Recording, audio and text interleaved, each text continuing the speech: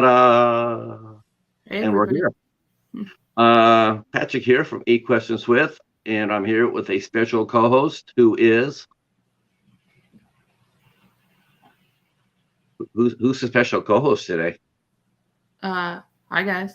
I'm Katie from Popping the Popcorn. That's right. Boy, I have a feeling there's like 4 or 5 people that's going like, boy, I haven't seen those two guys together in that long time, and it has been a while since you and I have done a show together. Yeah, Uh, but Uh, but glad you're here for this one because this is going to be a fun show. We will be talking to wildlife rehabber Brenda, also known as PossumMom, and she goes out there and she rescues possums that have been abandoned, have been injured. Sometimes they know her reputation, so they'll drop them off at her house. And she rehabs them and she gets them to go back into the wild. Those who can go in the wild, those who can't, that are too badly injured or what have you. Sometimes she'll keep those. She'll keep those in her house, her little area where she has her rescue at. Um, did you know that a possum is North America's only marsupial? yes. I did Uh, know that. Because did I you? love animals, so I did know that. And do you know what the formal name of the opossum is? No, I don't know that one. The Virginia possum, which I didn't know. I didn't know they were called Virginia possums. I didn't know that either. Um, they are fascinating creatures. I love possums. Me too. Um, They are very interesting. I came across Brenda's Instagram page. That's how I got to know her. Um, know of her, I should say. And she had a possum named Leona, and I think Hmm. it was the name that caught me because it was my mother-in-law's name. It's an old-fashioned name, and it's Yes, like it Leona is. was my mother-in-law's name. So I said, yeah, I gotta go talk to this person. Uh, the more I looked at her Instagram page, and the more I just loved her. I just loved her look, her work. Oh yeah, I should tell people this too. So my computer died today, so I am sort of blind as far as monitoring the chat. So when I get our guest will be here, I will be concentrated on that, and me and Katie will handle your questions the best we can, and say hi to everybody the best we can. So please have a little patience with us tonight.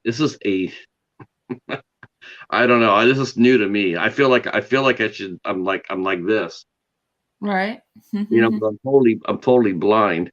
Well, Um, the only way you could see on your phone is because you have your phone up on the counter or something. The only way that you can see the chat with your phone is if you're actually like holding it. um, yeah, I have the comment section going on, so if people start commenting, I should start to be able to see that. So hopefully it says I have one person in here, so that's good. It's Um, me.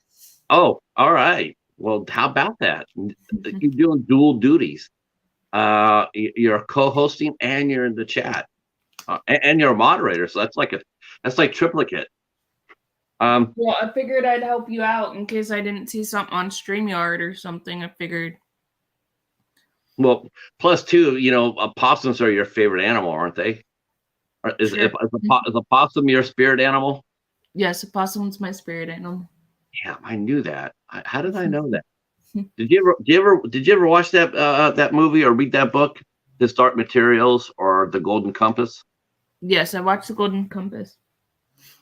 Uh, it's funny because what's really funny is I have my phone on a little stand in front of me, and on it I have 2 books and I have 2 movies that it's standing on, and one book is the Bible, and the other book is Dark Materials, and it's been like that since I started YouTube. Oh wow! Yeah, so I don't know. Maybe because the cheetah is my spirit animal. I don't know. It's just I love the book. I love Right. Where is the cheetah? The cheetah will probably be coming in here momentarily. I'm thinking. He has been. He was hamming it up yesterday. Holy cow, he was hamming it up. We interviewed Ashley Sledge from Sledgehammer Horror. She was our guest last night, and Yeah, I watched it. I was in the chat. yeah, he was definitely hamming it. So we'll see what happens. And that's the really cool thing about tonight is that Brenda will be showing off the possums that she's currently working with right now. Oh, that's Um, awesome. it takes a lot of dedication to be a an animal rescuer. It really does. This is going to be our third one that we've interviewed on the show. Um, we interviewed a lady named Linda down in Florida. She's in the process of getting her rescue up and running. Hi, Hobbs. License and everything else. Hi, Hobbs.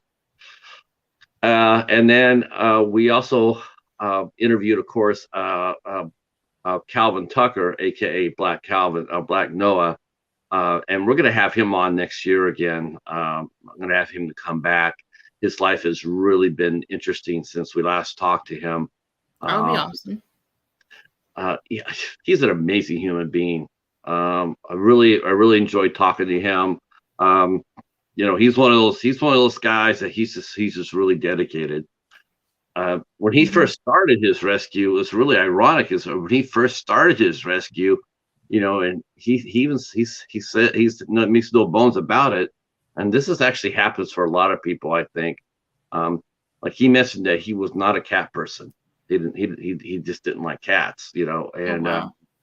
but then all of a sudden he rescued his first one and he adopted it, a cat named Henry.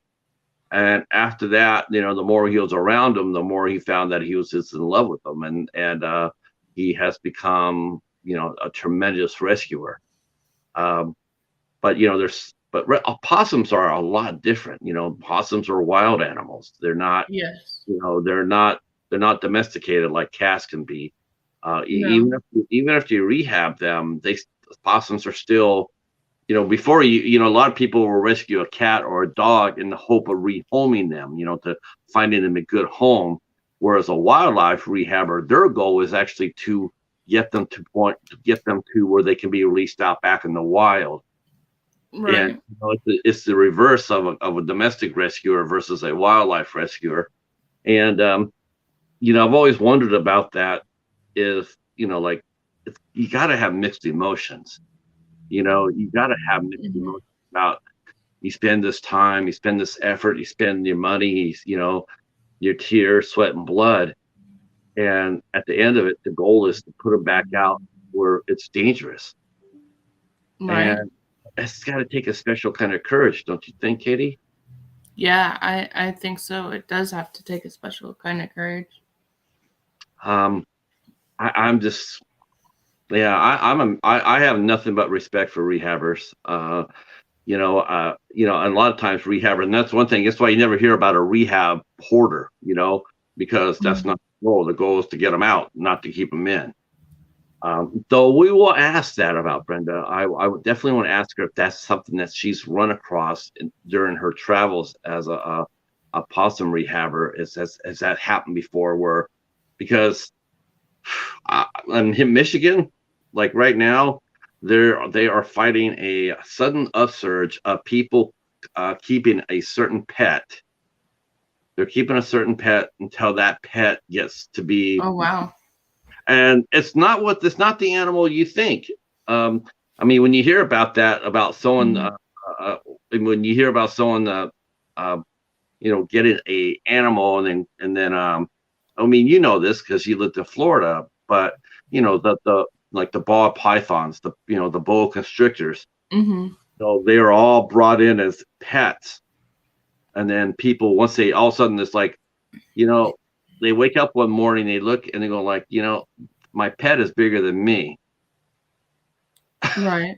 And they're going like, maybe that's not such a good idea. And so, off to the Everglades we go, right? And then they drop them off. Right. Yep. I know in Florida the possums used to go in the trash can and stuff like that, and the raccoons and stuff. Possums are tremendous. They're omnivores, but they do a lot of service. They eat trash, and one of the other things they eat, which actually is sort of helpful, is that they also eat a lot of roadkill. Oh, I didn't know that. I did not know that either. Um, in fact, when I was doing my due diligence for this interview, I was looking about reading about the possums, and now I was reading about roadkill. And yeah, Right. that's a that's a sad article, that's for sure. Um, Right. but a lot of possums, you see when you see roadkill, or at least around here, the three animals you see most of are squirrels, which is actually the number one animal that's killed by a car. Um, you see possums and you see raccoons. Those are our three animals around here in Michigan that you see more often than not, at least in our area. If you go up north, it'll be deer. And deer, you know, Mm-hmm. yeah, you got to really be careful. We have them here, deers, and we have wild turkeys. One morning, when I first came up here, I was driving to work. It had snowed, or maybe it was going to snow or something. And I went on to the interstate because I worked farther than where I live now. And one of these wild turkeys almost hit my windshield. Yeah, wild turkeys they're silly. I mean, they're like sort of like they remind me of Canadian geese. It's like they Mm-hmm. look really big, they look really imposing, but actuality, it's like, and you see people on the videos, they're always running away from them, and it's like I think most people run from them. It's not. I don't think it's because they're necessarily scared. I, Right. I think a lot of times people just run because honestly, you don't want to hurt them, you know. Mm-hmm. And so, But I didn't know that they flew. And my dad looked at me like, "You crazy? Yes, they fly." And I was like, "I didn't know that." oh yeah. Well, didn't you tell me that you were calling it cranberry? No, You weren't calling the turkey cranberry sauce? no, Because that'd be a good reason for him to come over and attack you. right? No. Yeah, hi. I have a turkey. Oh yeah, what's his name? Leftovers. And then you Mm-hmm. see a wild turkey come at you with that. I mean, I wouldn't blame him. Right. I've seen deer too up here as well. Um, yeah, we had wild turkeys up north. Actually, we had one in Livonia when I first moved here. We did Mm-hmm. have one wild turkey. It didn't really, I never really saw it get close to me. I don't know what happened to it. Um, yeah, turkeys do fly. Oh yeah, oh yeah. Type in wild turkeys, and yeah, they're a hoot. I mean, some of them are the big ones. They're pretty hefty. But the small ones that are chase after you, I mean, they flap their wings and they chase after you, and yeah, they're aggressive. So are chickens. I've Yeah. I've had a chicken chase me. Wait, Hobbs is saying, wait, turkeys can fly? Yes, they can fly. Mm-hmm. Yep. See the things you learn here on Eight Questions with. What can I say? Right. Uh, now It's what? it's an educational 8 questions with today. That's right. I can't wait for Brenda to get here because I want to see the possums. Uh, so possums do eat ticks. Uh, now they did an experiment on this. Now this is really weird how this worked out. They did an experiment whereas they had opossums in captivity, and they found out that the possums eat ticks. But yet out in the wild, they tracked some opossums, and then when the possums had passed away, they did autopsies, and one of the things they were looking for was what was the diet of the possum, and they found no ticks. So they're almost like they're opportunist eaters. I mean, if they get a chance to eat it, they're going to eat it. But it's something if it's not there, it's they're not gonna sweat it. It's not necessarily part of their diet. They have to have every day. If it's Right. there, they'll eat it. If not, okay, what's next? Uh, Right. I've never heard of an animal called an opportunist before. Right.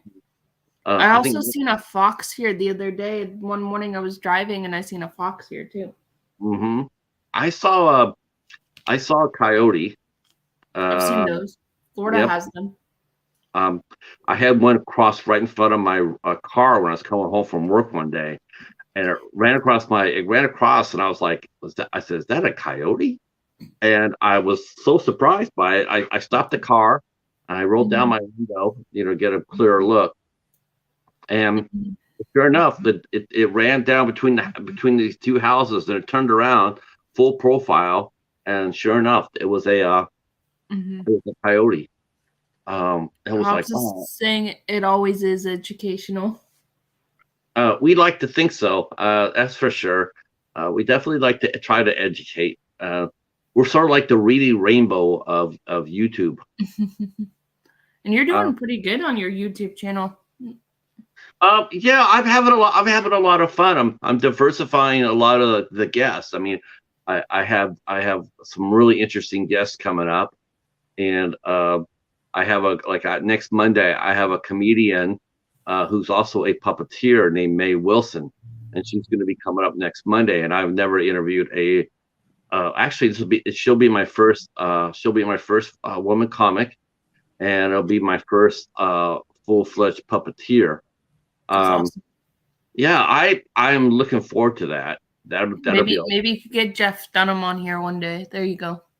oh yeah, I would hope, but I'm still too small for that yet. But you know what? We will ask. That's the thing is, it's like, you know, you'll never know until you ask. Right. Exactly. So, That's all you um, can do. yeah, I don't know what happened. I went on it was funny is I went online, and you probably saw this too. So yesterday, it was. I hope we have enough time to mention this story. Our guest will be here shortly. Which we did a pre-show, so I'm not worried about her coming on. I did that. I made sure she could get on. Um, let's see. Oh, that's gonna be fun. It will be fun. It will be fun for sure. And by that time, I'll have my computer back, so I'll be able to see what I'm and who I'm talking with. Um, thank you guys for all coming in tonight. I really do appreciate it. No computer, no monitor. So I am Katie and Hobbs are my eyes tonight, and maintaining my room. So I really do appreciate that so much. Oh, anything for friends. That's what I put. Anything for friends. Okay, well, anything for friends? Are you ready? Are we all ready to Mhm. introduce our guest? Because our guest is here. So put our hands together and let's welcome Brenda, aka Possum Mom.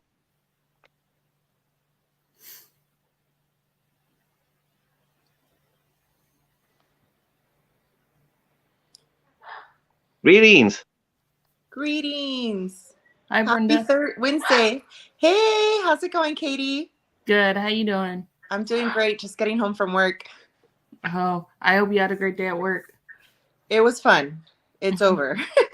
Oh, isn't that always the best part of the day though? It's like it's over. What part of work do you like? The part where I say goodbye to everybody till tomorrow. Right? Right? I do like good morning. And I also like, okay, see you tomorrow. Right. Yeah, I kind of like the morning too at work because I don't get customers sometimes for like an hour before I open. So I kind of can get everything done for the day that I need to Yeah. get done pretty much. Yeah, that's my morning too. It's kind of like ease into it and then start running. Hobbs says, welcome to 8 questions. I hopefully had a great day today. Yeah, it was a good day. It was not bad. It could be worse. I am looking at your outfit. I'm gonna just go on the limb here and say that you work for a veterinary practice. I do. I'm a veterinary technician at an animal hospital. How Oh, about that's that? awesome. That was Huh? 100%. I was 100% pure guess. Oh, yeah, for sure. Uh, I'm excited to talk to you today. I mean, I have been following your Instagram channel for quite a while. Um, it was funny because I was telling Katie, I didn't tell you this when we did our pre-show, but Hmm. when I saw your channel, what really caught my eye was the name of your possum, which was Leona. Was just the name Yeah. of was the name of my mother-in-law. Oh, do we like her? Yes, we loved her very much. Oh, okay, good. It's a good name. It's also a strong name. It is a strong Yes. name. And it definitely fitted her personality too. That's for sure. Fabulous. So I started following your channel like so many other tens of thousands have done, and thoroughly entertained by your work. Oh, Um, thank you. We try.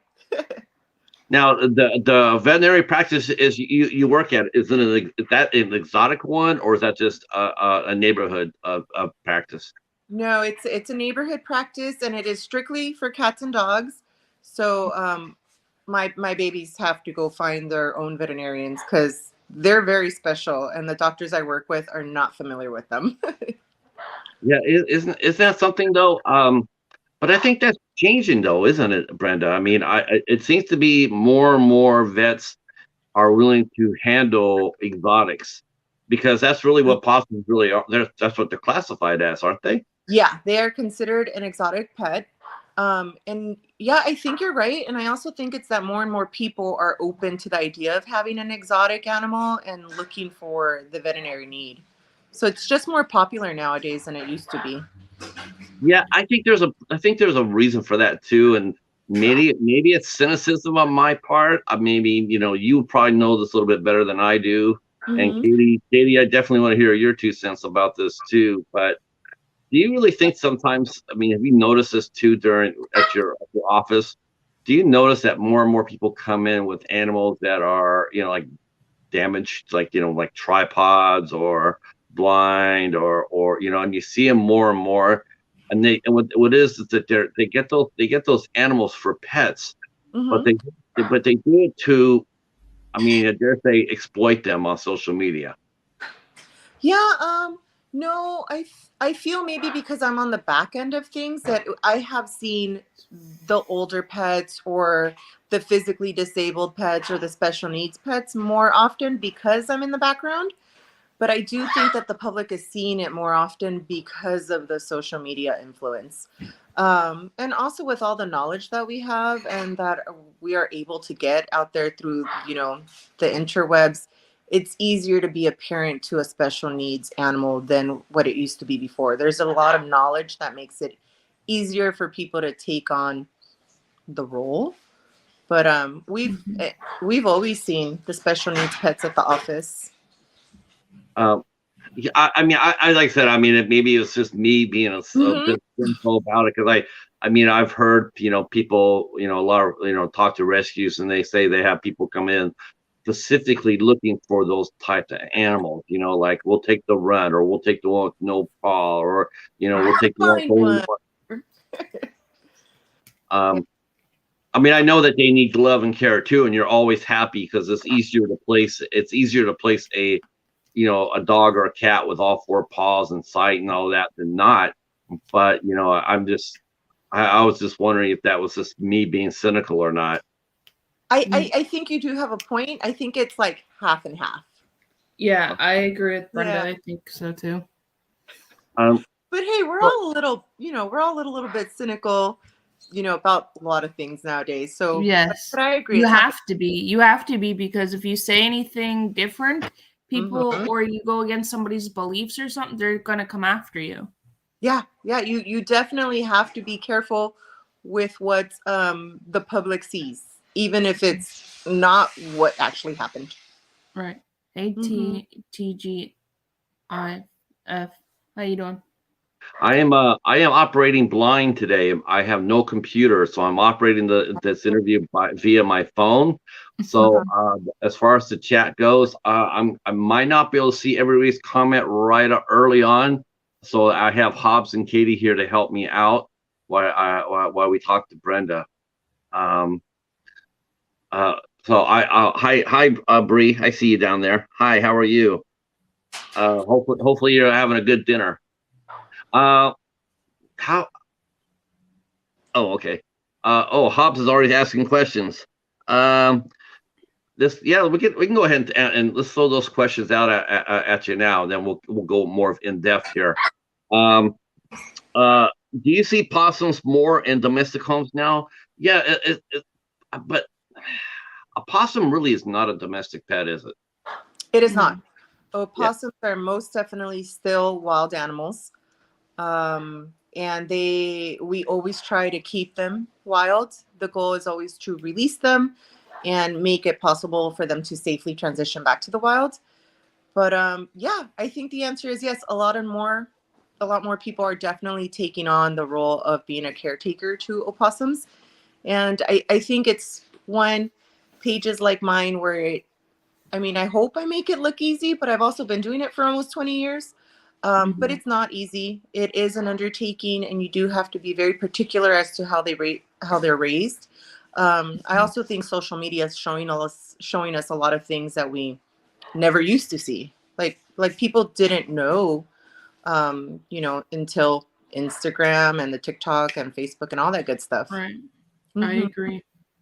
I Yeah. bet you must get a ton of questions every day on your Instagram page about the care of your possums. I mean, I'm sure Yeah. people see them because they are very unusual. It's very unusual. I mean, I think wildlife rehabbers in general probably get a lot of questions about it. And like, I mean, a lot of people see like bird rescuers. You got the ones out there rescuing and rehabbing owls and hawks and Mhm. raptors. And then you have yourself doing possums.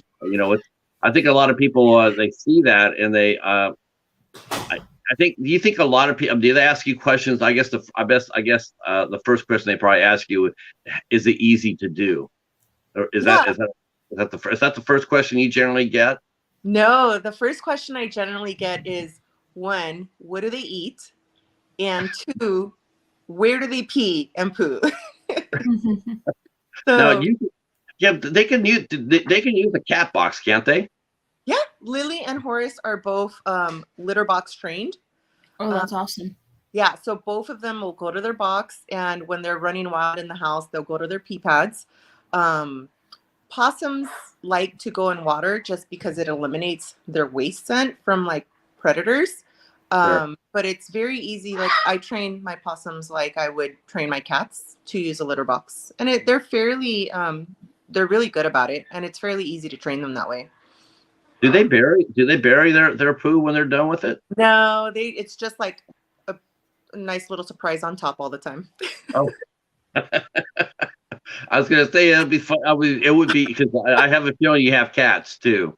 Yeah, I don't have any cats right now, but I used to have cats, and it'd be nice when stuff was buried. But the possums just leave it up front for everybody to see. Okay, it's sort of like look what. Well, at least they're not bringing it to you and sitting there surprise. I know, right? Well, Yeah. at least I'm putting it in the appropriate place, which I'm always very happy about. Now, Hobbs is asking a question. let's see. Aren't possums marsupials? Yes. Opossums are marsupials, and in North America, the opossums that we normally see it's the only marsupial for North America.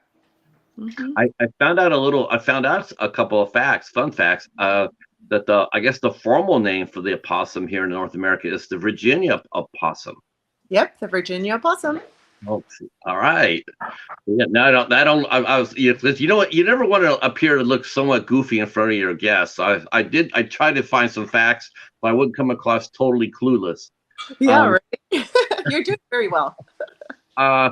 So when was the without getting into details, because we talked about this, don't want too many, but where were you born and raised at? Were you as far as like where were you in parts of the country? Were you born on the West Coast, the Midwest, South, or East? Yeah, I think people can tell by the way I talk and the way I type. I am from the West Coast. Okay. Yeah, the warmer coast. So have you always been around animals, Brenda, your whole life? Yes, our house had always a dog or two. We've always had fish and we've always had birds, and my parents have always condoned the loving and cuddling of furry animals. So it was easy to get into the animal world. I'm taking it we're already hearing a bird in the background. Yeah, that's Jezebel. She likes to scream whenever we're on the phone because she thinks we're talking to her. Okay, how sweet is that? Because she's been talking the whole interview. Yeah, she has a lot to say. Sometimes she'll start laughing. What kind of bird? What kind of bird is she? She is a cherry head Amazon.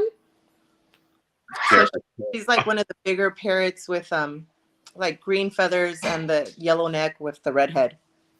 Is this a rescue? Yes. Yes. Uh, She came and landed in our yard and was eating our fruit trees. And she was not able to use one of her wings. And she had like this funky mass on her face.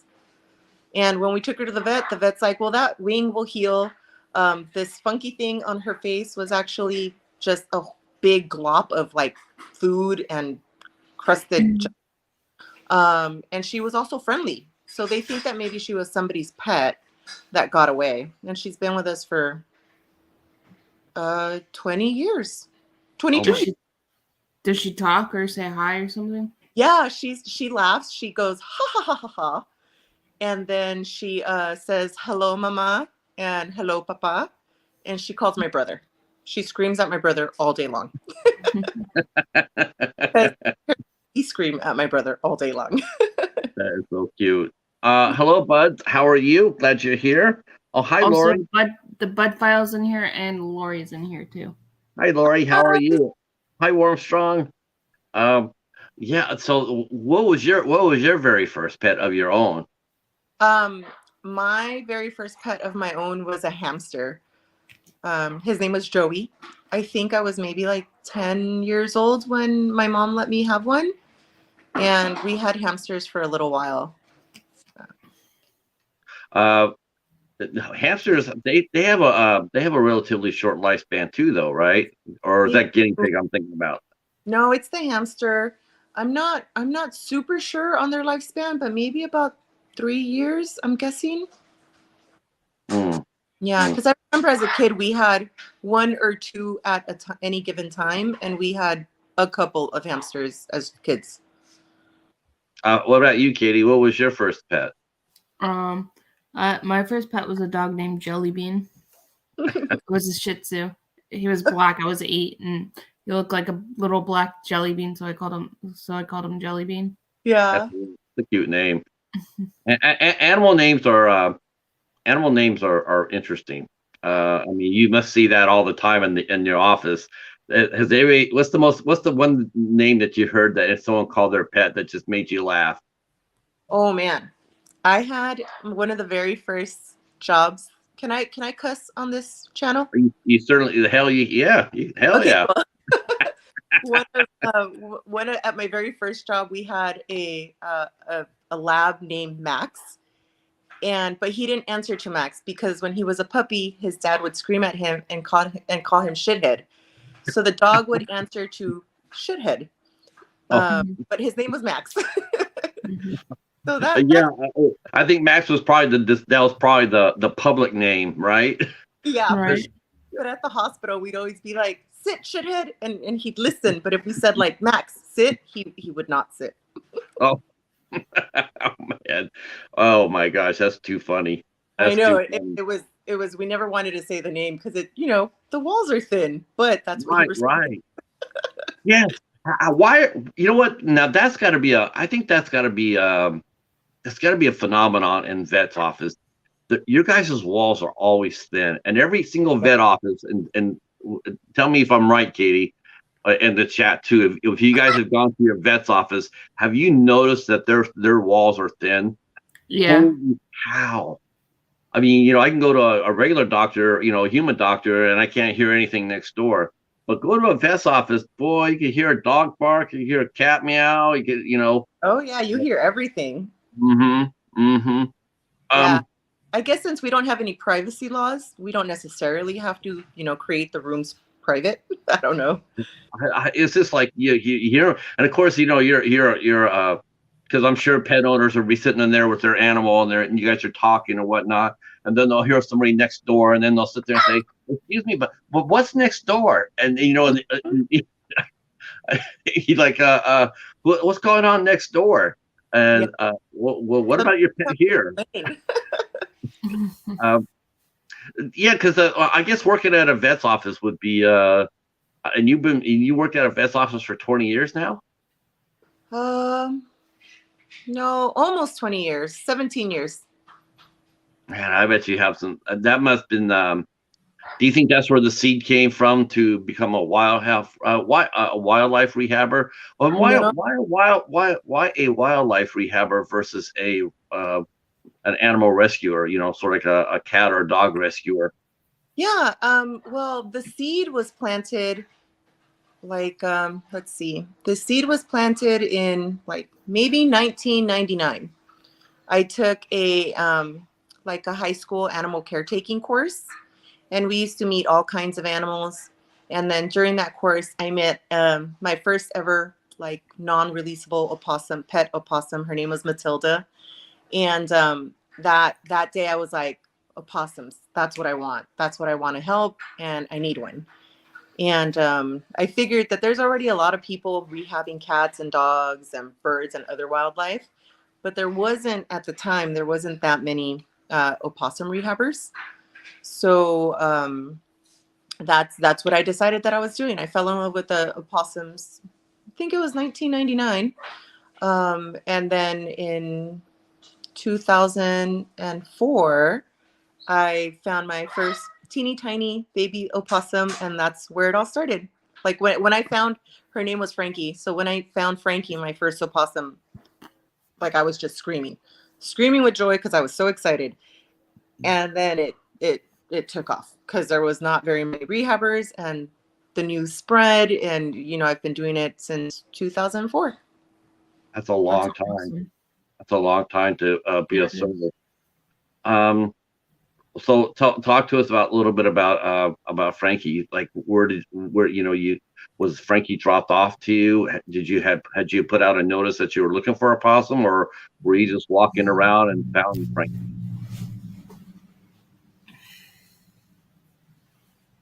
Did she freeze?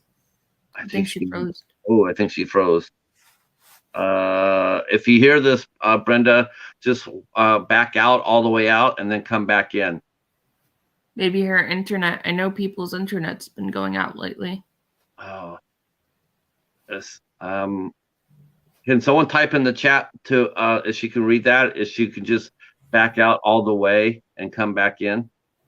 Can you back out and come back in all the way? Yeah.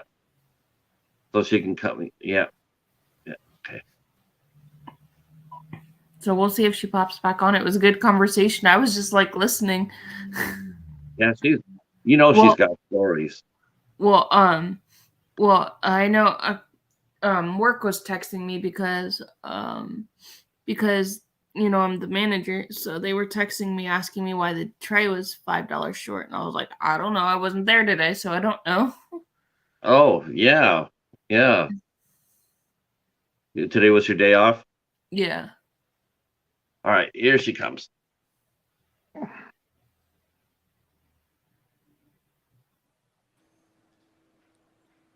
All right. There. Welcome back. Welcome back. Thank you. My internet disappeared for some reason. Yeah, it happened. Yeah, that happens. Kitty was just telling me that people have been having trouble with their net today. It might be because of the weather, maybe. Carrie, I was on a live stream with Carrie last night, and it was her first live stream, and her internet went out, and I had to kind of like just take over her show for like a few minutes until we figured it out, and then it wasn't coming back. Yeah, you're like, I hope she comes back.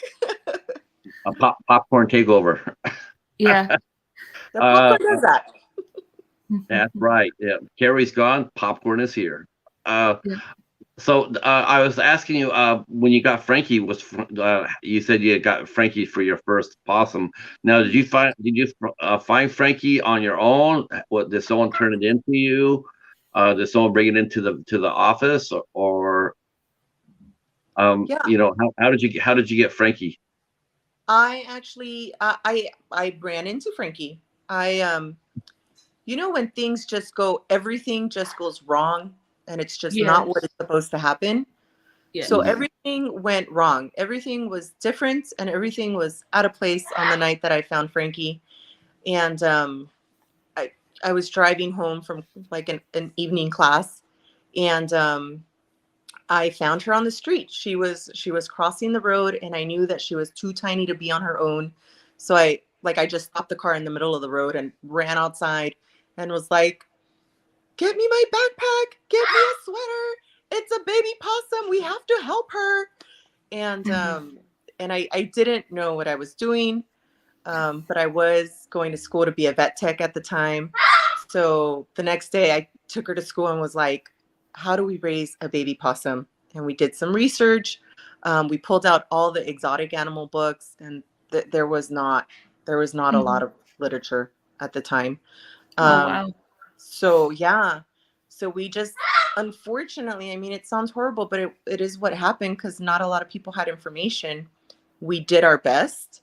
And we kind of like troubleshoot as to what opossums eat, what kind of a lifestyle do they have, and we were actually accurate. We raised a very healthy opossum until she was almost 4 years old before she passed away, and that is the lifespan of an opossum. So we raised her till her end date.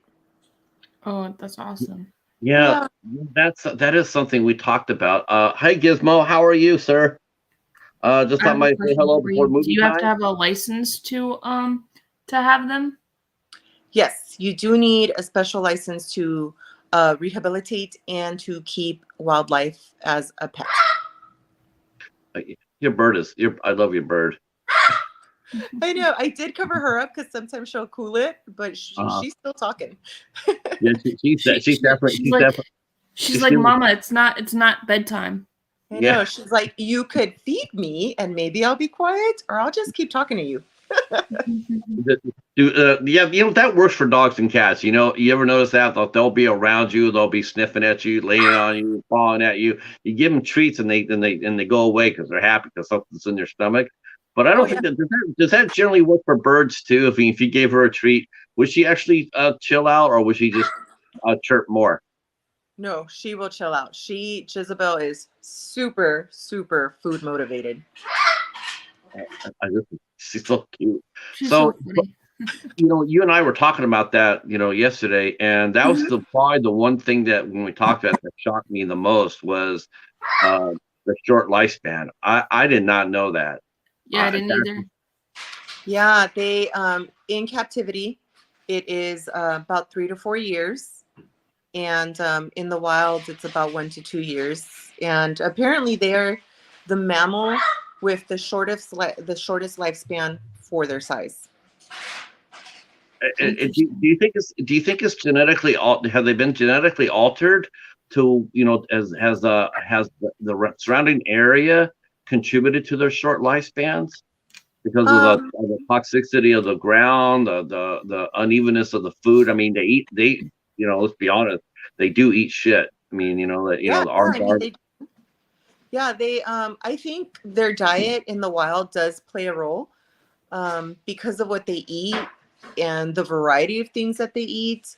They do end up with a lot of internal like GI parasites and a lot of things that, diseases and such that they would get from eating either decaying meat or infected bugs or infected other animals. So that does play a role in their 1 to 2 year lifespan. But as far as their physiology, I think that they just were made to expire quickly for some reason. I don't think anything has changed to shorten their lifespan. They've always just been kind of like only around for a little while. Have you seen what's the longest lived opossum that you've seen? I mean, how long did they live?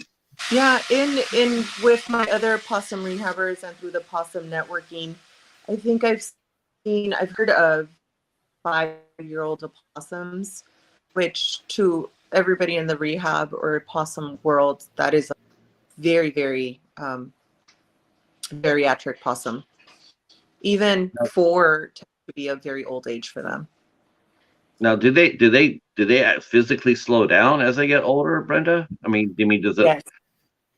They will physically go from being totally able-bodied and wanting to eat and being totally themselves to very quickly, overnight, sometimes you can hey, you weren't doing that yesterday and today you're having a real hard time. They will very quickly decline.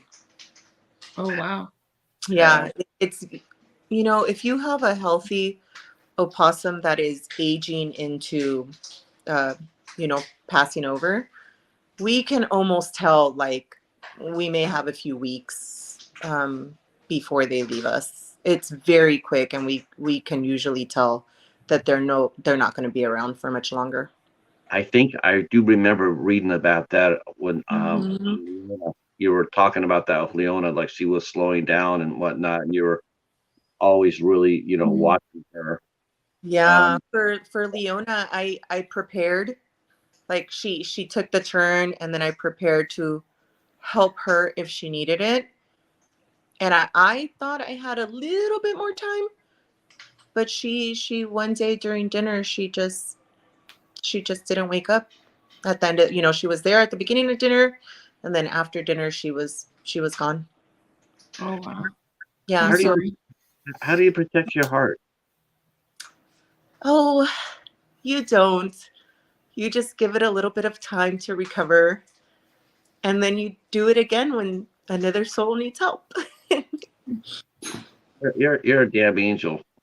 Yeah. Seriously, really, I'm a seriously. sucker. You're an amazing human being. Hobbs I is crying in the chat. I know. Don't make me cry. yeah. And the thing Oh, about it, I tell you one thing about that Hobbs right there. He is crying. Love you, Josh. You're the best, buddy. Yeah, Am I the somebody else is crying with me, right? yeah. yes. Someone else is crying with you. Okay, good. We Our don't good like to friend. cry alone. No, our good. Oh, I'm sure Katie's crying. I know that Hobbs is. Does I he? just hide it very well when I'm on camera. I So know, that right? nobody I sees don't I you. don't do very many interviews, so I just can't hide it. No, I don't want you No. to hide it. No, I don't. I think it's important that people see what you go through.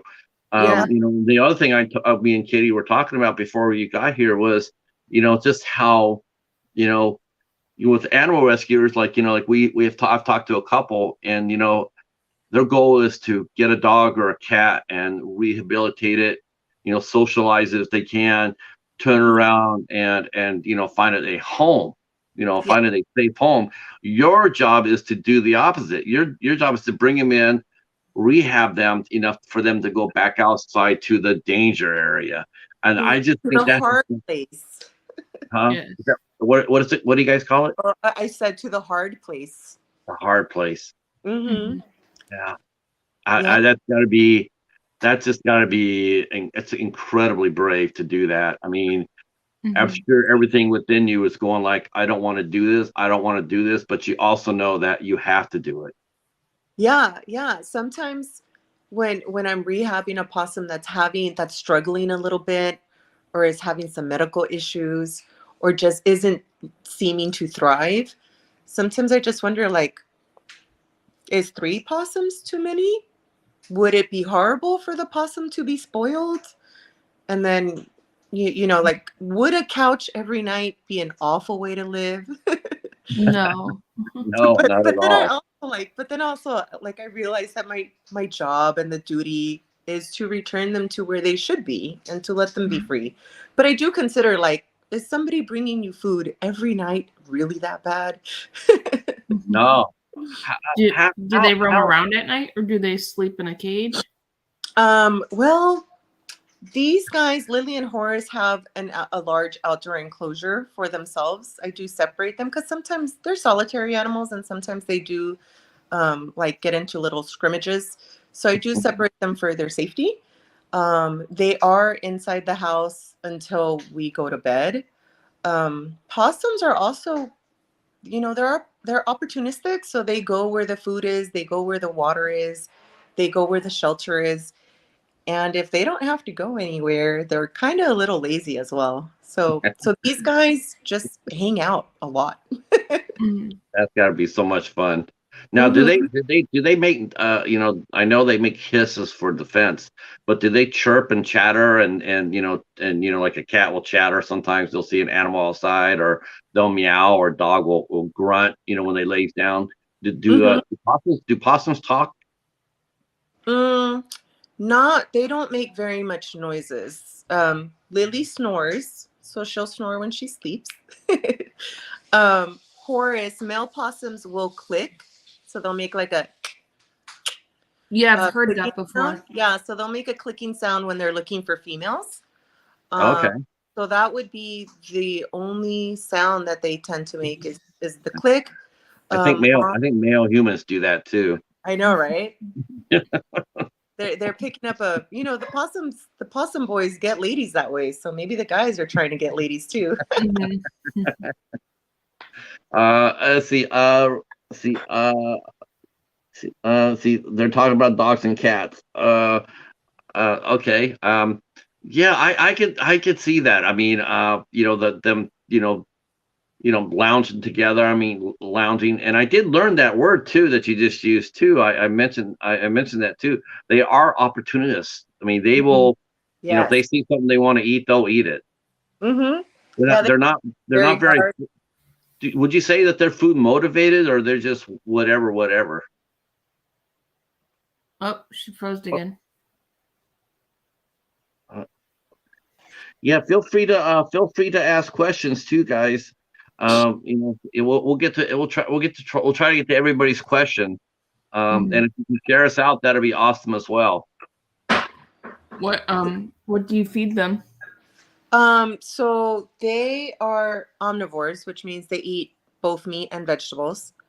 So they will get they get dog kibble, they get a varying of proteins, and then they get a lot of vegetables, and then they get some fruit, and then they'll get supplemented with like nuts and grains and dairy.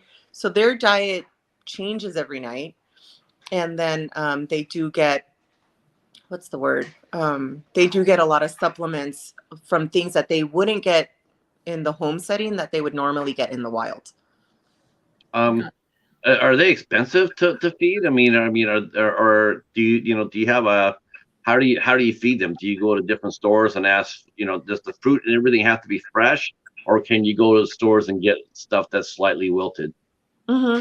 I mean, yeah, they are expensive to feed because I do buy kibble, I do buy canned food, and I do fresh proteins. So like they'll have roasted chicken or they'll have like seared fish. And then because it's just two of them, and then whichever babies I have, preparation for release, I do handle it on my own. So I just go, but they do get fresh vegetables and fresh fruit every night. So the shopping does get expensive. And it's actually a little bit easier when there's more of them, because if I buy a whole thing of like celery, it gets used up more than as if I buy a whole celery for just the two, and then some of it I end up tossing because it gets old if I eat it. So sometimes it's even easier to have more because I'm buying big bulks of stuff anyways. Gotcha. Hobbs had a question. Yeah. Hobbs said, why do possums and raccoons get such a bad rep? I think it's because people just don't know. They're night guys. We don't know why they're there. Some people don't usually know what their whole purpose in life is. And, at the end of the day, everything here has a purpose. And sometimes if you don't know what that purpose is, they look scary. They come out at night. Sometimes they're unkept. But they're here for a reason, For possums, they're the cleanup crew. They're making sure that the world doesn't stink with dead things. They're spreading seeds around by, what they eat and picking it up here and pooping it somewhere else. So they're sort of like a bird without wings, right? They're sort of like birds. They're sort of like birds without wings. Yeah, they're spreading the big seeds. And Hobbs said, "Can you walk a possum on like a leash?" I guess he's talking about. Yes, possums can walk on a leash. Some people say that for their size mammal, they have the smallest brain for a mammal of their size, which they're trying to say is that they're not smart. But I do think that opossums are smart and they can learn tricks and they remember things. Lily walks on a leash very well because Lily came to me when she was a baby. Horace is learning to walk on a leash. And so he's still trying to figure it out. He's still a little bit nervous about life, but Lily totally knows that she's on a leash. And she knows that if she pushes really hard, then she'll get to go where she wants to go. So sometimes she will walk me if she's like wanting to get somewhere specific. They're very strong, aren't they? They are. They are. One question about their diet. Do possums eat wet cat food? Yes, they do. Huh. In the wild, if somebody wants to like feed their yard possum, um, wet cat food would be definitely be a way to go because that is something that they're gonna find in other people's yards anyways. But because they do eat such a varied amount of things, the wet cat food would be like a nice high calorie, high protein way to supplement their foraging for the night. In captivity for like pet possums, wet cat food is too it's too fatty, it's too rich, it's too much protein. The dog food tends to have a little bit like less. So we feed dog food because it's lower in calories, it's lower in the protein volumes. Okay. So this is a little bit better for captive opossums, along with all the other fresh stuff. Um, now you mentioned about the about your possums.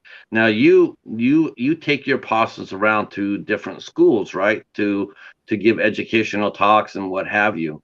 Mm-hmm. Um, but again, I mean, the kids, do the kids all want to? How do the possums do with large crowds? Are they docile, or is it or are they allowed to pet the possums, or or do you sort of discourage that? We always it's always an educational thing. So they don't know that the possums are there. So first I'll go in and then we'll answer all these questions. We'll talk about how fabulous they are. And then I will be like, if you guys behave really well, you get to meet Lily. Because Lily, like I said, she came to me when she was super tiny and she is now used to people. So the kids can pet Lily if they're calm and quiet. I do remind them that they're wild animals and we don't want to scare them. And we learn about, keeping our quiet voices as to not disrupt the wildlife. So I do let them pet Lily. I will put her on a leash and let the kids just like let Lily take them wherever she wants to go. So they will walk Lily, but really Lily's walking them around the classroom. Um, Horace, he's still very noise sensitive. Horace came to me as an adult. So he's still learning to live with people. So Horace hasn't done it yet, but that is the goal for him to be comfortable with people and to educate as well. How did you get Horace? Horace came to me. They're sitting like right here, so I keep looking at them when I talk to them. Oh, Um, Horace came to me um, through one of the possum networks. He is very, very. Oh, brings us back to the food motivated thing. Horace is very, very food motivated. So if he hears somebody, he will wake up and come outside and ask for food. He doesn't necessarily want you to pet him, but he knows that if you're around, he will come out and ask you for food. so in Um, other words, Horace is part cat, Horace is part lab. Yeah, but not Horace is shit, part lab. but not shithead, not But shithead. not the shithead. But yeah, so for a wild opossum walking up to people and asking for food, that's not the ideal situation. Mhm. So we decided that it'd be safer for Horace to stay with somebody. The rehabber that he was with was not equipped to keep him that long or into adulthood, but she ended up keeping him till he was about 6 pounds, and he is now 12 and a half pounds. What's Oh the average? wow. What's the average weight for a possum? They vary. The males tend to be a bit bigger, but you can have like I have a friend who has an opossum, and her opossum's only 6 pounds. Oh So wow, how cute they is vary that? from about 6 to 12, 13 pounds. Um, so they have a really interesting defensive mechanism that people have heard of. We Mhm. use it, and we actually use it in today's society. Like you know, yeah, like fake, they fake death, possum, Yep. playing possum. Playing So possum. what exactly is playing possum, and what role does it play in an opossum's life? Yeah, so basically playing possum is an involuntary behavior. The possums have no control over it, and basically what it is that they die for a little bit. They don't necessarily die, but they faint, so they go unconscious. They release their very stinky anal glands so that they smell stinky and like dead things. Their breathing also very much slows down to sometimes undetectable. And then their heart rate also very much slows down, so it doesn't look like the heart's beating. So they basically faint, release their anal glands, slow their breath, and then slow their heart rate. And they will stay in this unconscious position until their nervous system senses that the threat is gone. And basically they're mimicking death so that the thing that's trying to play with them goes away. Wow. I did not know that. What was that? I said I didn't know that. Oh yeah. Yeah, and they stink. They release their anal glands. So they're technically like they smell like a dead thing. That's not much fun. Mm-mm. Have you ever seen a possum faint, Katie? No. Yeah, I haven't either. What's it? Have you? Obviously, you've probably seen that a lot. So I've seen it in if I end up rescuing a juvenile opossum. She froze again. Oh, she's playing possum.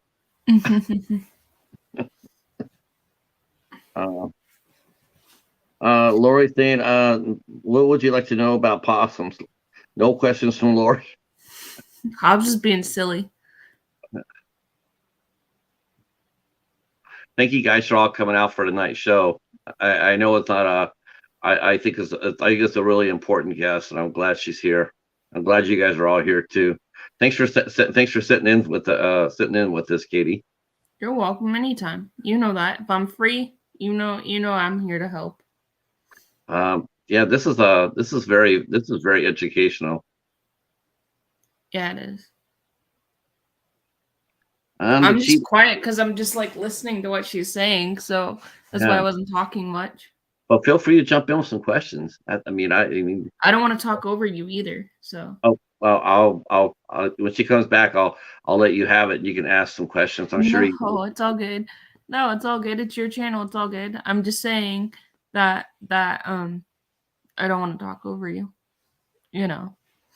Hobbs, I think Hobbs says something about oh yeah, he says no more cat food for him. Yeah, you made him eat cat food. I did not make him eat cat food. He lost. I had to eat cat food last year because I lost the football game. I lost the bet, so I had to eat cat food. So I ate it last year, and this year we made a bet for this year, and he lost, so he had to eat cat food. You're not making me eat that. No, I did not make him. I don't know where that's coming from. I did not make him eat cat food. His Bengals made him eat cat food. What are we talking about? Our good friend Hobbs, and I were football fans. Uh-huh. Oh no! Yeah. Was a bet? Yeah, we made a bet. We made a bet last year during the football season. He's a Bengals fan, and I'm a Steelers fan. So we made a bet last year about if the other team, my team won, then he had to eat cat food. Well, my team lost, and I had to go online, like we're doing here, and I opened up a can of cat food. I ate a spoon of wet cat food. Now I fulfilled my part of the bet. So this year we had the same bet, Brenda. We had the same bet about eating cat food, except that my team actually was not expected to win. I thought I was gonna be eating cat food again. But my team upset his team. So he had to eat cat food. We made it. So he had to eat cat food, except he ate 4 kibbles. He ate 4 little kibbles for his bet, and I ate a spoon of cat food. Yeah, I don't know. I think kibble's a little safer way to go. Yeah, that's what I said too. I said, wait a minute. Why are you eating kibble, and why are you only eating 4 little kibbles? Where's that can of cat food? Where's that fancy feast? Yeah, right. Yeah. I think he took the smart way out, but it might have been considered cheating. This is my exotic right here. This is Paladin. He is he's half British short hair, and he's half cheetah. He looks kind of big. He is big, and he's very He's very. You did say he'd make an appearance. Yeah, I did say he would once he hears me talking. He likes to come up there and steal scene. But now I hear your bird has stopped talking. Because my roommate fed her. Oh. Hi, Echo. Hi, Echo. What what's the Very well. She's super happy over there. what I'm sorry, what was the birth name again? Jezebel. Jezebel. Okay. Because she came from the streets. Oh, yeah, you know what? That's an okay, well, that's I'm gonna save that question, but you've mentioned several times I've caught this and it's super exciting actually. Mm-hmm. But you say you talk about a possum network. So talk to us a little bit about the Possum Network and how did you find them or how did they find you? Yeah. So the it wasn't always an opossum network. I didn't used to have opossum rehabber friends. But through the social medias, you join one fan club group page and then you start seeing the same faces and you kind of start to figure out where people are.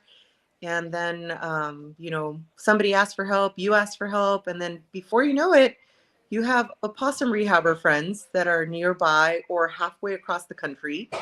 And you just start helping each other out. And then through the Instagram, people will reach out and ask for help. And then I will take it to the network, which now the network is South America, North America, the United States.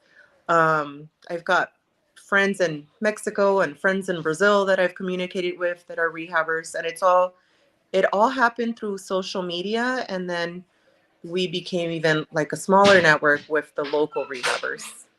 So, once somebody reached out to me on Instagram, and I happened to be on the page, and they video chatted me, and I was like, "What is the Instagram is ringing?" So I Oh, answered it, and it was a lady showing me a picture of a possum, and like just one of Lily's fans. And so I looked at this picture, and she's like, "I need help. What do I do with this baby?" And just because I love watching possum pictures, I said right. to her, "That looks like a Brazilian possum. Where are you?" And she said, "I'm in Brazil. How do you know it's a Brazilian possum?" And I just said, "It's because I look at possum pictures every day." Right. Wow. Right. So I was able, through the network, I was able to find her a rehabber in this small town in Brazil to help the baby. And, I'm over here on the West Coast going, wow, social media is amazing. It is. Yeah. And 'Cause I didn't really do it. Your Instagram page is jumping. Yeah, Thanks. I'm trying to find her Instagram page so I can follow her. Yeah. It's Uh, Leona Lee the opossum. Hi Betty, how are you? Hello. We are talking to Brenda, aka that's how you got your nickname, right? Your nickname came from your networking, Yeah. Possum Mom. Yeah, well, actually, my boyfriend, once he found out I was an opossum rehabber, then he started calling me PossumMom. So Does he help you with your rehab? he does, he Yeah, does. Even he at first he said, "No way, no way, I can't." He's the first one to like, "Where's this baby? Let's go get it now." yeah. You know what? That isn't it. You know, honestly, it's always like that. You know, I was talking to Katie before you came on. We're talking about a guest that we had on earlier this year. Our good friend Calvin. He goes by the name of Black Noah, and he's a I animal rescuer out of that Alabama. video. Huh? I watched that video. Oh, did you? Okay. Yeah, he does cats, right? Yes, Yes. yeah. And he's when he started out, he was not a cat person at all. He Hmm. said in fact he was just recounting his origin story in this today in his on his gram about how he wasn't a cat person. He was not at all. And Yeah. then he went from there and to just absolutely loving them. And Mhm. I would think that that's probably how it happened for your boyfriend. He probably went from like, yeah, I'm not really so sure about that. But once he has that first possum in his hand, and that possum's looking at him for help, I Yep. mean, how that and that isn't that it always goes? Once that Mhm. you can't turn it away. You You can't can't you put can't turn away that little face asking for no help, or like no. just staring lovingly at you for like you can't turn it away. You just have to you give in, and then you're like, Mhm. this is what we do now. Right. Uh, I found your Instagram, so I linked it below for Oh, everybody. fabulous. Thank you, ma'am. You're welcome. um, So how do you support your how can So people here help you support your work?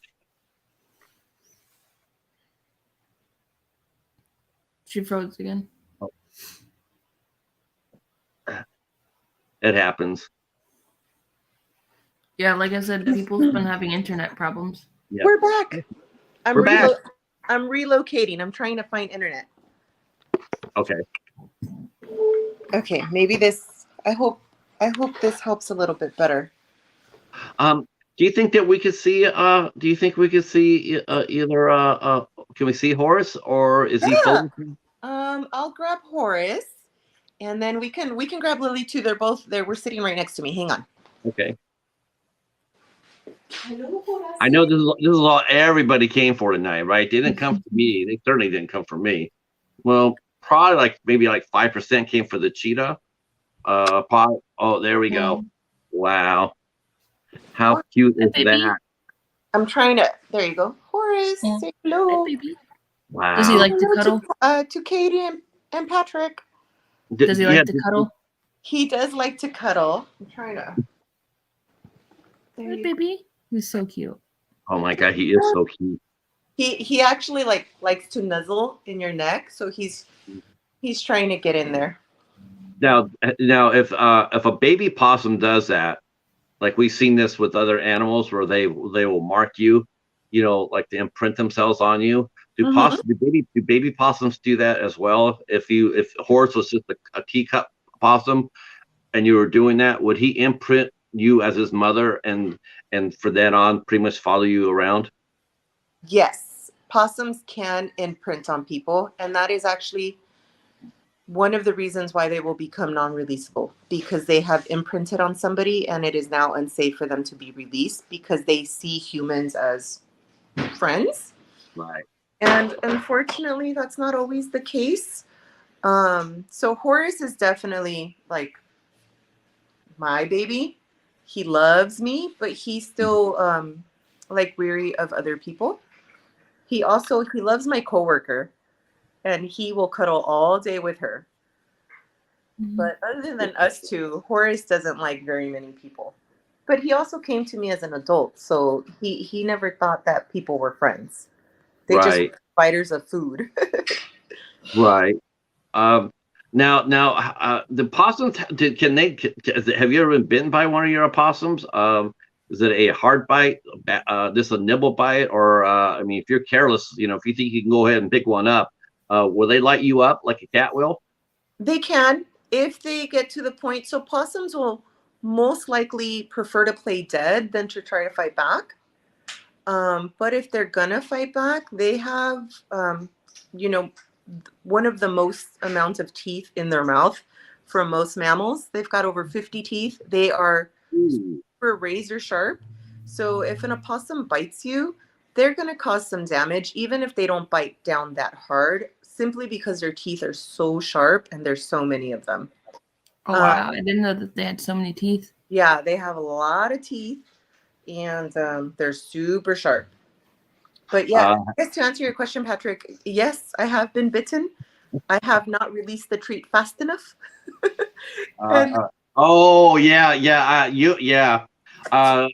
got outside once, and he ran around the corner and he froze, and then he howled, and then when I picked him up, he put 23 puncture marks in my hand. Oh no! He never tried to bite me, but he put 23 puncture marks. I have 4 or 5 scars on the back of my hand from that. Yeah, imagine your cat's teeth, only sharper and only more. Wow. And that's a possum bite. See that? See? Does he like to watch TV with you? Does he watch TV with you? Yes, Horace will cuddle with me all day long. He will just lay next to me all day. Lily will too. I mean, we're all kind of lazy. We will all kind of lazy. So, he's giving you kisses. He is. He's sniffing my eyeball. Now, how do you protect yourself?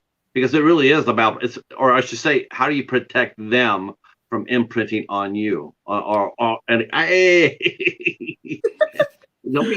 Don't be trying to show off your teeth skills now. I know, right? He's like, were we talking about biting? Yeah, I'll show you that. Yeah. Crazy Um, Cheetah. with the baby possums, we handle them as little as possible.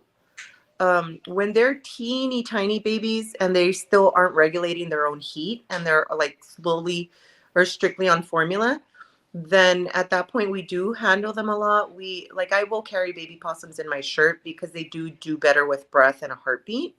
They thrive better. But once they are able to regulate their own temperature and they're able to eat on their own, then they will go to a separate area where we only interact with them when we feed them. We don't talk to them. We don't handle them.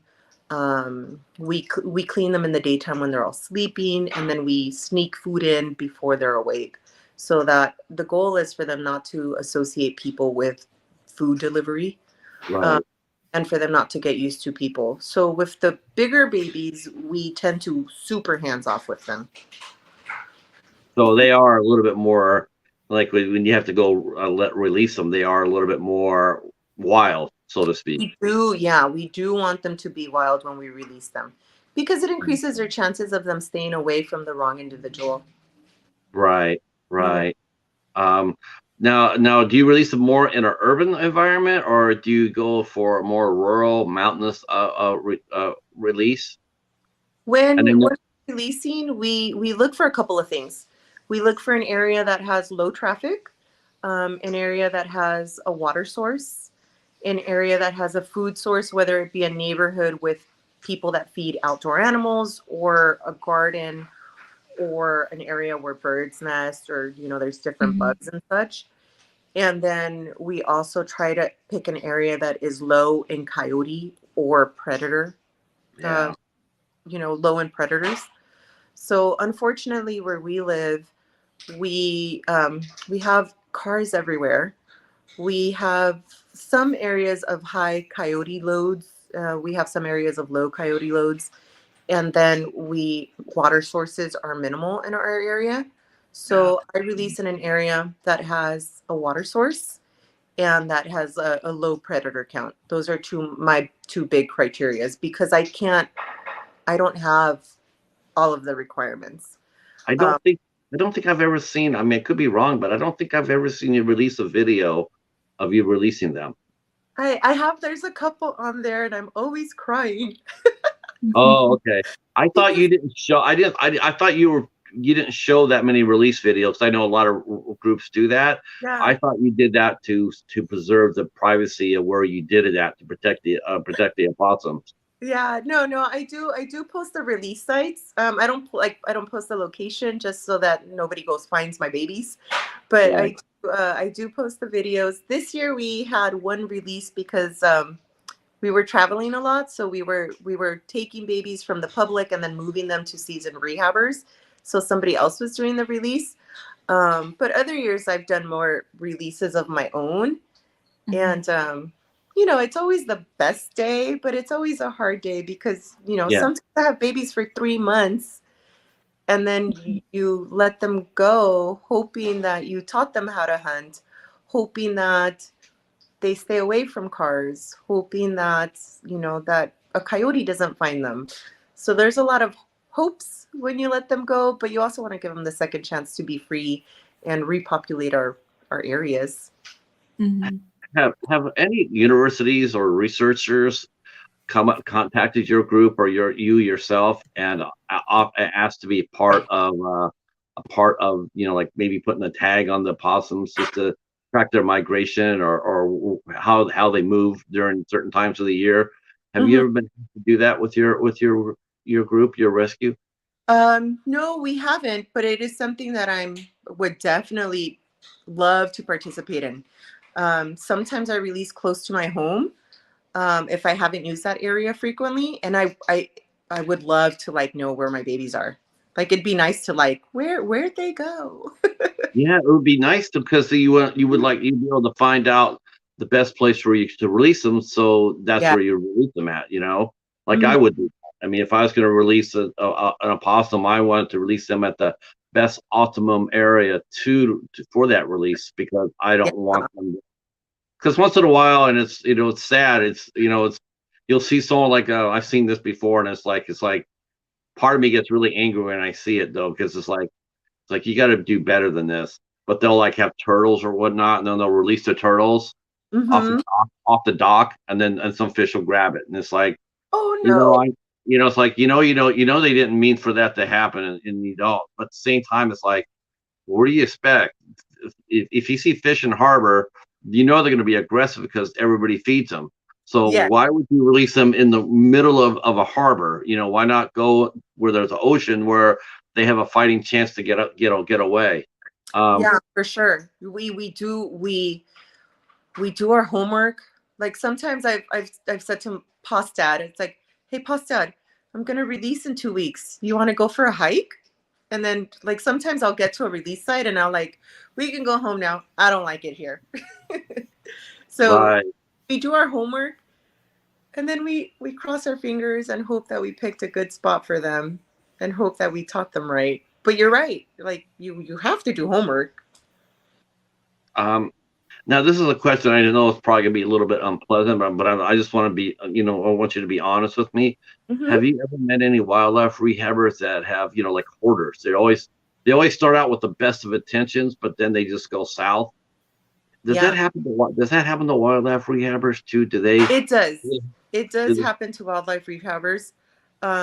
Fortunately, knock on wood.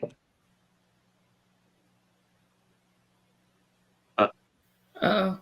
I think she knocked on wood and froze herself.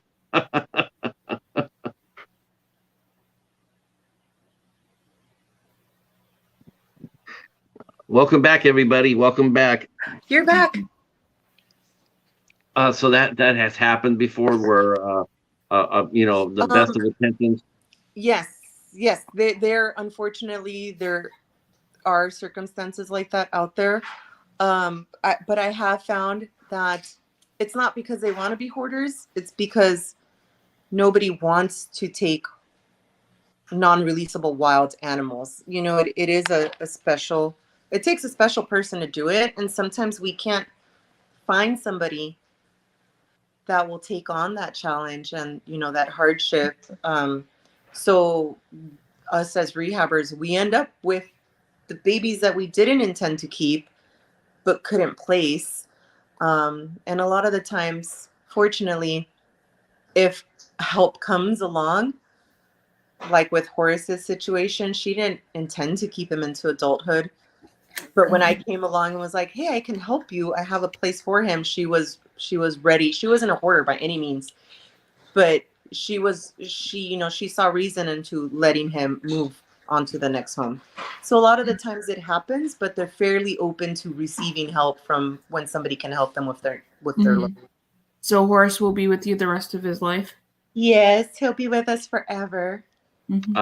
What's the most opossums that you can handle? 3? As far as like non-releasable, Yeah. I mean,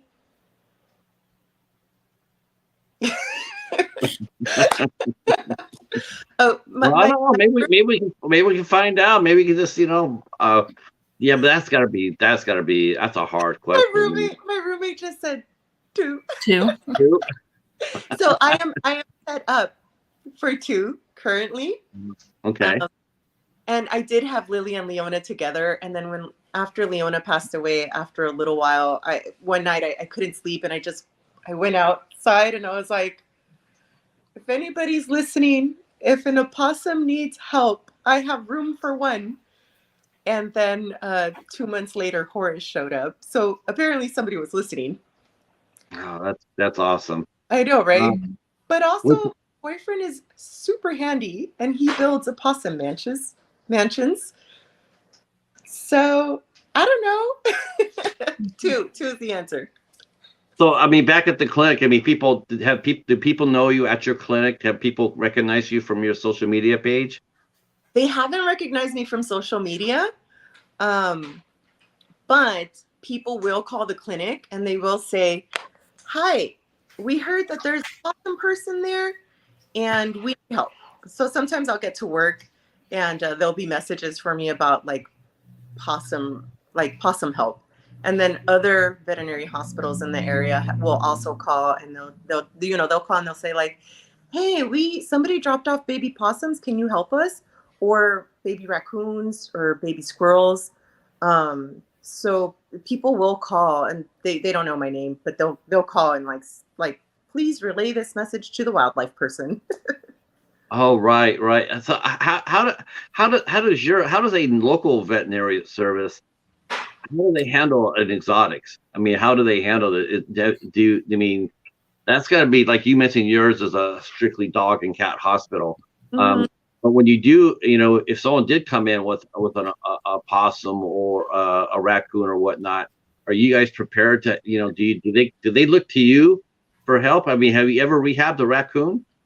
Yeah, they do look to me for help. I have not personally rehabbed a raccoon, but I have taken in raccoons and then rerouted them to the appropriate rehabbers for them. So I will transport to the appropriate rehabbers. Um, but most veterinary hospitals are not prepared to take on wildlife, but they will if they need to, and then they will intervene in medical help if they need to. At the same time, they'll be looking for a rehabber. So, like, I've gone to veterinary hospitals to pick up injured opossums, and they have the opossum in like the oxygen cage, receiving oxygen if it's having trouble, respiratory issues.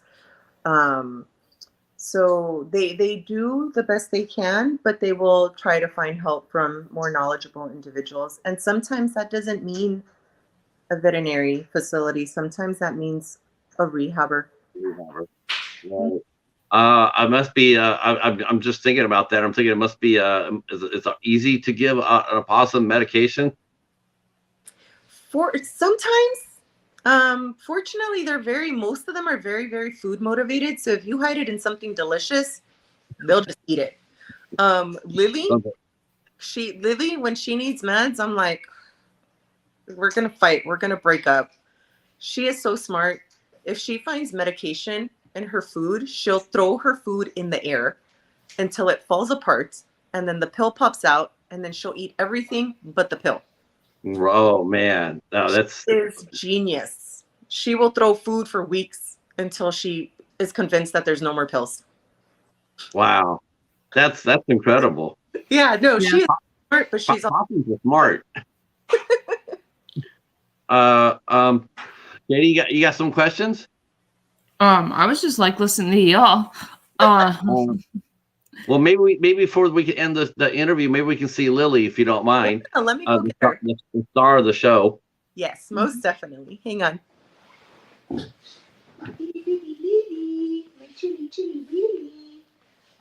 The Hobbs is sitting there going, he's super sensitized to pets since I've had my since he has Rocky. He's watched Pixar movies with her and built her beds, and he says that Luna is pretty independent. Yes, Oh, she is a lot smaller than him. She Wow. is. Come here, Lily. Hi, baby. Say, hello, party people. Does she like to be held too? She loves to be held. Lily actually likes to hang out in your shirt. Oh, okay. Oh, in the shirt. Oh, wow. Yeah, in your shirt. And she doesn't care whose shirt it is. As long as she's like nestled up against you and in like a poop type thing, she's totally happy. Do possums get cold? Yes, they do. And they will modify the way they sleep, and they will create nests according to their temperature likes. What's the average temperature of a healthy possum? It actually tends to be very low. So it ranges, you know how they say people is what, 98.7? And typically that's what most people are. Opossum temperatures can vary anywhere from about 92 to 96 degrees Fahrenheit. That's also one of the reasons they are believed to not be able to harbor rabies, because their temperature is so low. Yeah, that's a fascinating thing. I'm glad you brought that up, because I'm really surprised, and they're also very venom resistant. They don't, they get hit by a rattler or a copperhead, or they shrug that off. They're not really affected by that. And then they'll turn around and then they'll eat the snake. They'll turn around and eat the snake, yes. Yeah. And it has to do It has to do with their physiology, and I think their low body temperature does play a key in it. Mm-hmm. Yeah, she's trying to get into your shirt. Yeah. Yeah, Yeah. Yeah. Well, they're smart. The back of their feet are like human hands, aren't they? Yeah, let me see if I can show you. I don't know wow. where the camera is. Yeah. Look at Right that. here. It's like our hands. Look at Yeah, that. she does have an opposable thumb on her back feet. Have they ever scratched you? Sometimes when she's walking around, but we do try to trim their nails. Oh, did that easy? Is that easy for you to do? Because that's impossible for me to do. Oh Yeah, God. sometimes. We usually will just, carry them and do one paw at a time and feed them.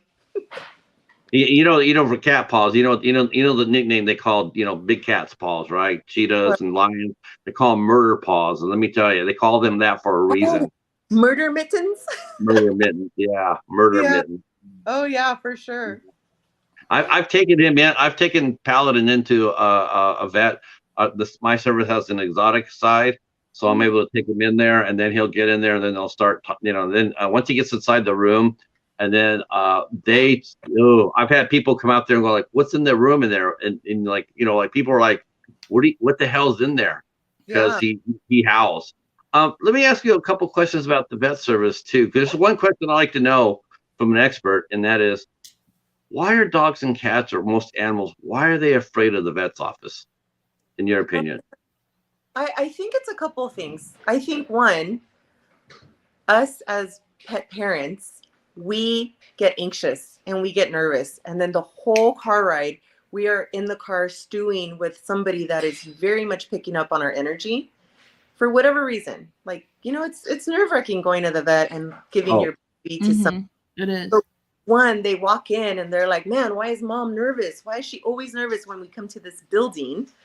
Also, I think they get in there and they sense the other dogs that are there that maybe are, have a reason to be nervous. Maybe somebody's in pain and then the dog can sense it and they can hear it, and then it amps them up. Mm-hmm. Then, I've always thought that they could smell death. Yeah, they can. I think they can smell things. They can smell things, most definitely.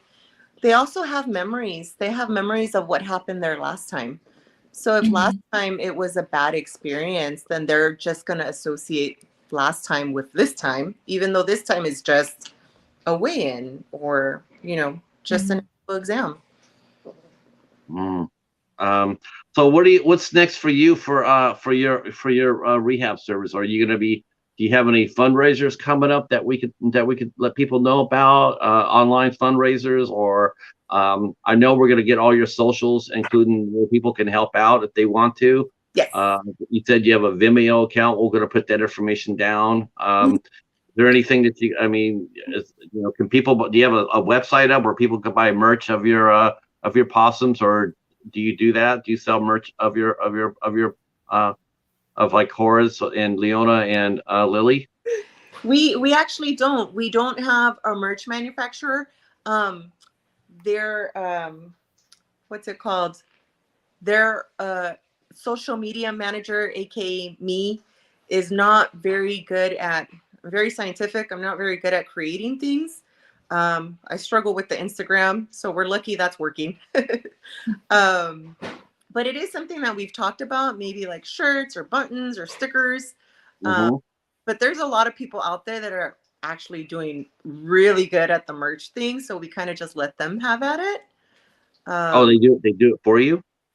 No, like other possum rehabbers that have great merchandise, so we just let them take the market. Oh, yeah. Wow. No, you got to get in the game. But the scientist in me fears the creative side of it. So I could always create you a shirt or something. I'm pretty good at it. Yeah, there's a lot of creative people here on YouTube. I know, right? If somebody wants to make something for Lily and Horace, we'll market it. But we can't draw it. Yeah, I can't draw any. I can't draw myself. I'll message you. I'll message you and I can make something. Fabulous. Thank you, Miss Katie. That would be great. Yeah, that'd be fantastic. Work on some Christmas something. Mhm. Yeah, that'd be fantastic. I know that I think I can talk to Hobbs and see if he can let us borrow our platform to house your shirts or cups or what have you, and then just because we have another show called the Midnight Hour, and one of the guys there, he's super creative, and he has a shop where he sells merchandise off of, and maybe we could host that for you. Yeah, I'll ask you for sure.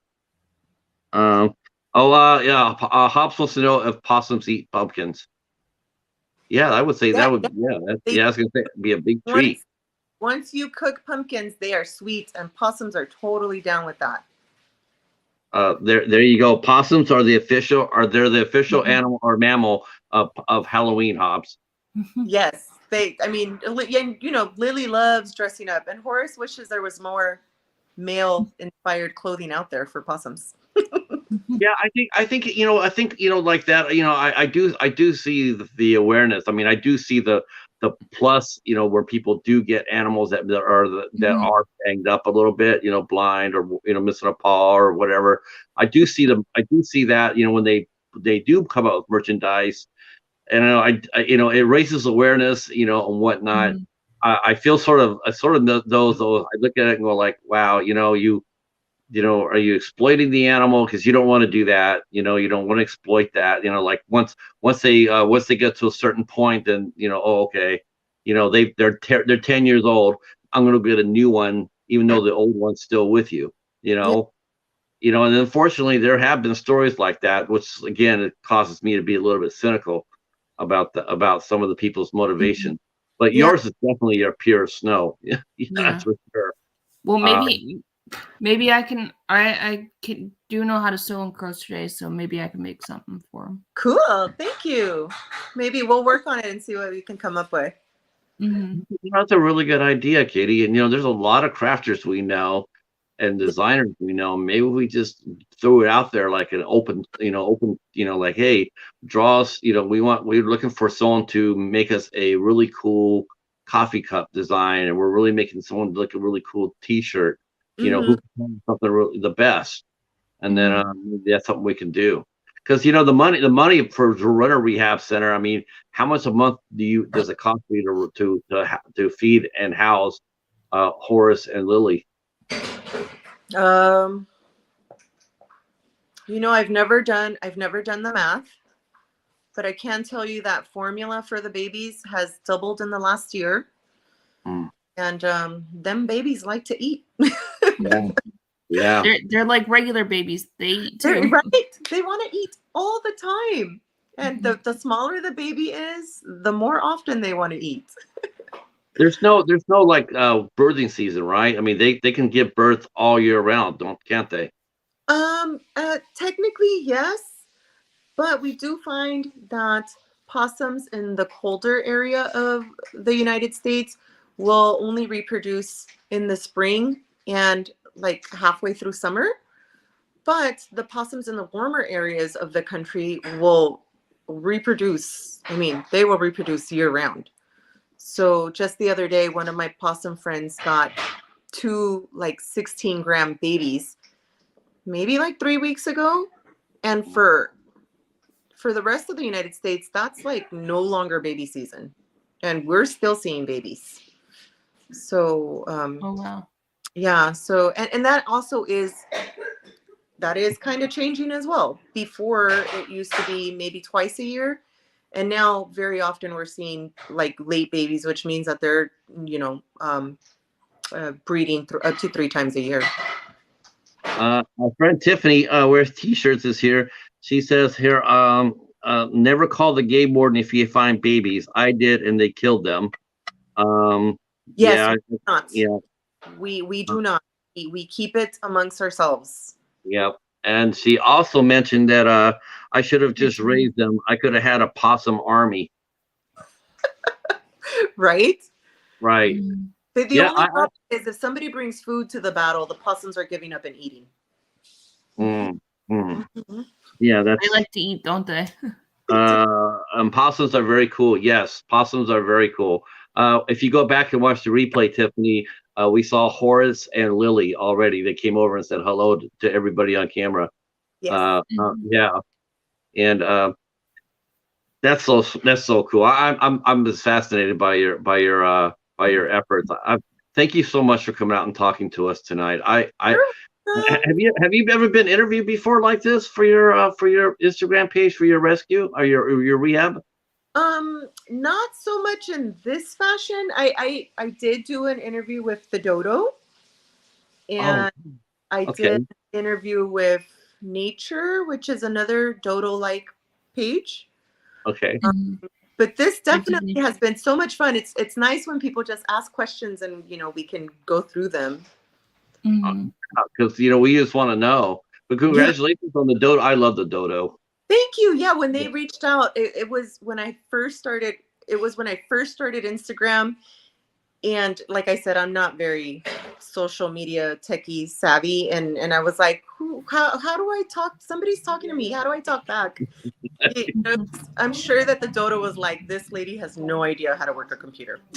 A lot of people, you know what though, but yeah, a lot of people are like that, but you gain experience and then it becomes easier and easier.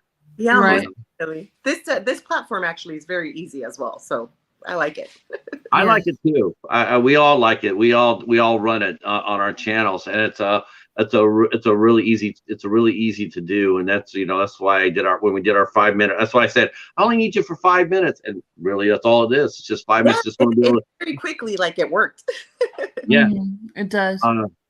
I'm going to open up one last time to the chat. If you guys have any questions about Brenda or possums, feel free to drop your questions in the chat, and she will answer them to the best of her ability. Yeah, on over. What's been some of the couple of your best stories in the veterinary clinic? What are some of the stories that just actually melted your heart? Oh, well, I told you about Shithead. Yeah. See, that's Tiffany's Chihuahua's name, but he doesn't know it yet. And I'll die for saying I'm going to die for saying that, but I'm going out with it. That's funny. No, I Love you, Titus. When fairly young in the veterinary world, I cared for this dog with kennel cough, and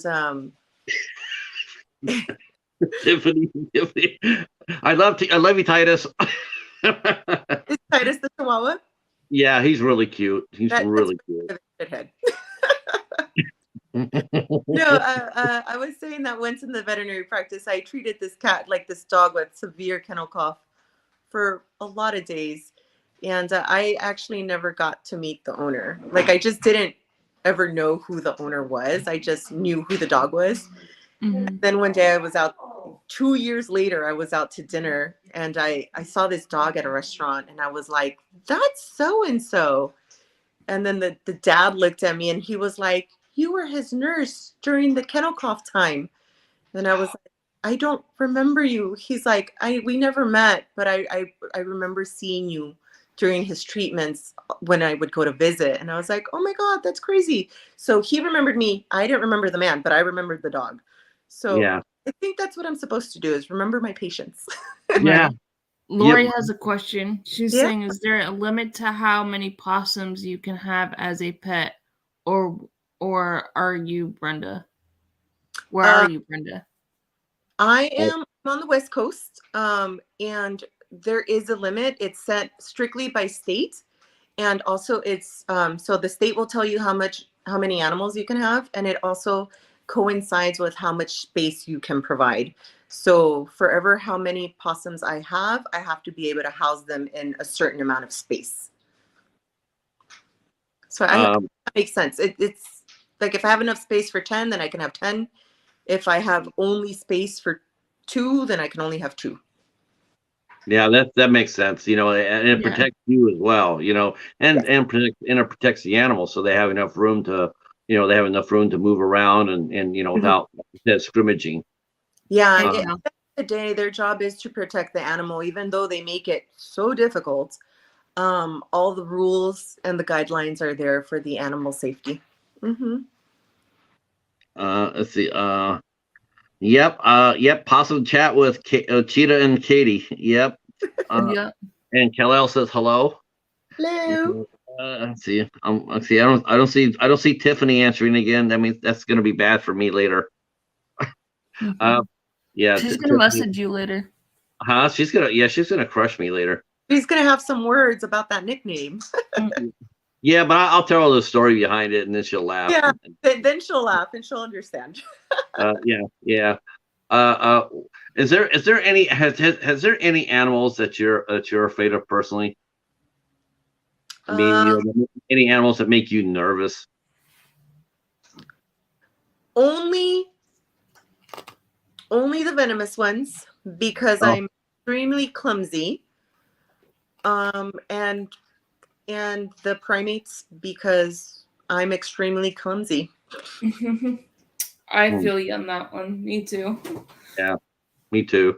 Yeah, I don't like. I love going to the reptile houses. I love the snakes. I love looking at them. I think they're beautiful.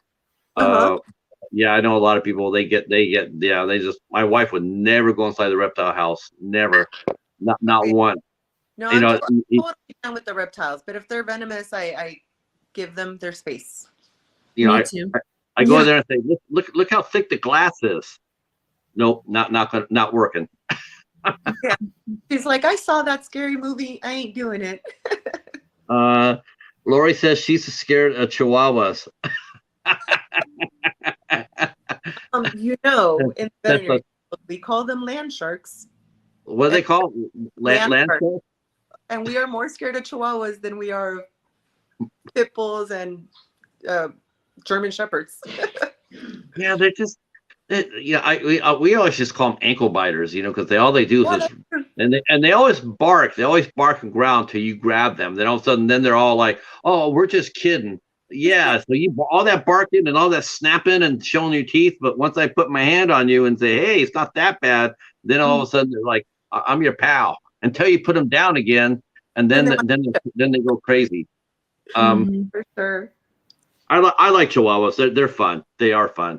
I would say Boston Terriers are probably a dog I'm not really fond of because they will bite you. They do like to bite. Oh, really? Boston. I find that they tend to be, well behaved. Oh yeah, I've met like 7 or 8 Boston Terriers, and to the dog, they have all been like biters. You go down to pet them and say, yeah, can I pet your dog? Oh, sure. And then you go reach down there and they snap at your hand. And so it's like, right. yeah, Boston Terriers they're feisty. That's for sure.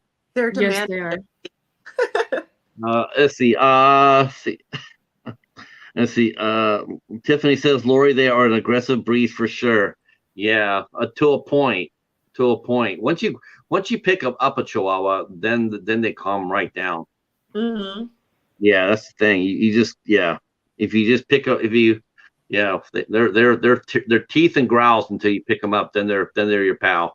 Yeah, for sure.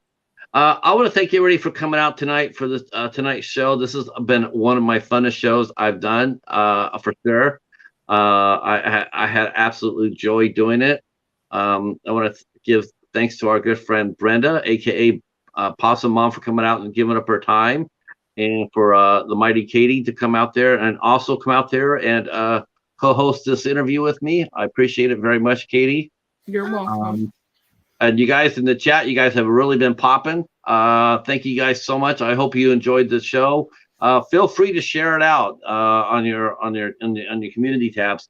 This is a show, quite honestly, I'm very proud of, and I do think it should be seen. And because we can all get educated on wildlife rehabbers and possums. Mm-hmm. So I really do appreciate you guys all coming out and supporting it. Thanks, Hops, for running the room, keeping it clean, keeping it happy. And tomorrow night, I should have my computer back, but if not, we will do this again regardless. We are having film director Brendan Slagle will be with us tomorrow night at 8:00. He is getting ready to release his brand new movie called The Battle of Saipan. that starred Costas Mandylor and or Louis Mandylor. Ooh, Lord, Louis Mandylor and Casper Van Dien. And so he'll be here tomorrow. He's also directed movies such as Crossbreed, Attack of the Unknown, and The Dawn, and House of Manson. So that will be tomorrow night at 8 o'clock. I don't know what we're doing. What are you guys doing on the midnight hour tomorrow night?